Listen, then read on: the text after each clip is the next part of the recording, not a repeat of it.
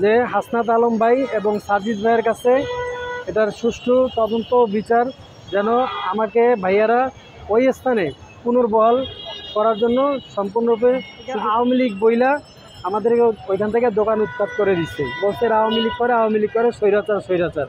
আসলে আমরা তো আওয়ামী লীগ করি না, আমি তো কিছুই করি না করি বিএনপি না আওয়ামী লীগ, আমি ব্যবসা করি।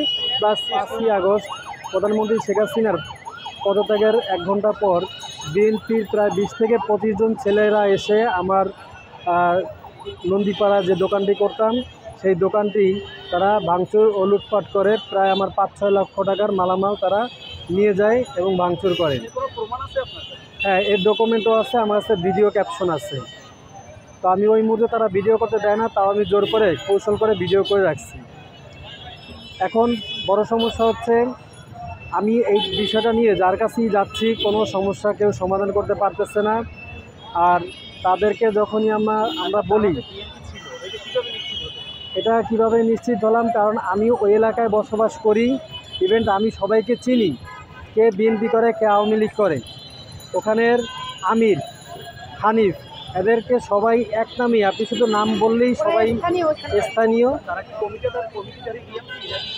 না, তারা কমিটিধারী বিএনপি, যার জন্য তারা কিন্তু ওখানে সবাই এক নামেই চেনে তাদেরকে, তারা বিএনপির ওখানে কমিটিধারী। তাদেরকে আপনি যে নাম বললেই যে কেউ আপনাকে দেখাই দিবে, যে আমির ভাই, হানিফ ভাই বললেই যে কেউ দেখাই দিবে আপনাকে। এখন ওখান থেকে ভেঙে চুরে লণ্ডভণ্ড করে দেওয়া হয় এবং লুটপাট করা হয়, প্রায় 5-6 লক্ষ টাকার মালামাল নিয়ে যাওয়া হয় এবং ভাঙচুর করা হয়। এবং তার ডকুমেন্ট, দোকান ফুটপাতে ছিল, ফুডে, এবং আমার দোকানটা ছিল বৃহৎ পরিসরে।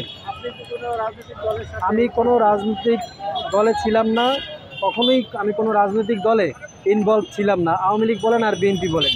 কারণ আমার একটাই নীতি ছিল, আমি পুরো বিষয়টা খোলামেলা বলতেছি, যে আমাদের দোকানের উপরে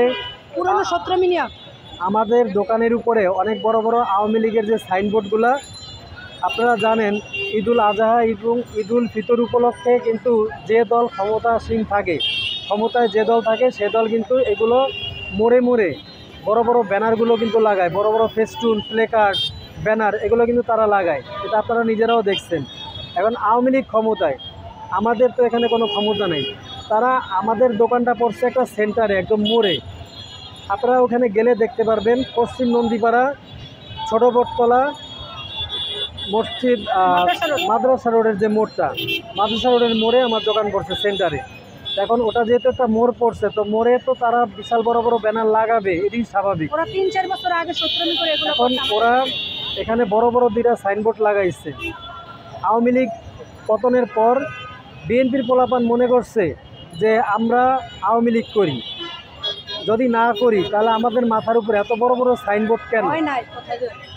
চুপ, যাদের নাম বলছেন তুমি কি পাগল না ছাগল? এটা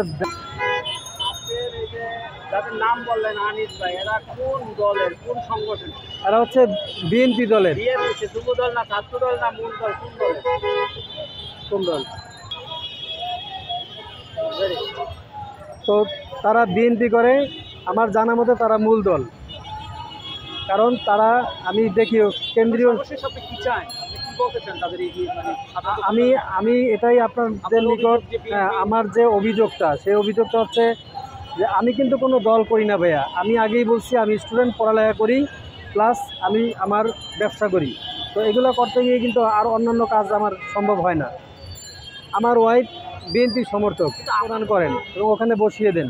কোনো মামলা করছে না, এ নিয়ে আমি কোনো মামলা করি নাই, কিন্তু আমি বিভিন্ন জায়গায় অনেক দৌড়াদৌড়ি করছিলাম। প্রশাসনের কাছে গেছিলাম, আর্মির কাছে গেছিলাম, পুলিশের কাছে গেছিলাম। পুলিশ আমাদেরকে বলে দিছে যে এখন আমাদের নিজেদের অবস্থাই ভালো না, আমরা এখন কোনো পদক্ষেপ গ্রহণ করতে পারবো না। হ্যাঁ, তোমরা ছাত্রদের কাছে যাও। তাই আমরা ছাত্রদের কাছে আসছি এবং এখানে ঢাকা বিশ্ববিদ্যালয়ে এখানে আসছি। 4-5 দিন অনেক খোঁজাখুঁজি করছি, সার্জিস ভাইয়াকে খুঁজছি, কিন্তু পাই নেই। হাসনাত ভাইয়াকে খুঁজছি কিন্তু পাই নেই। অনেকের কাছে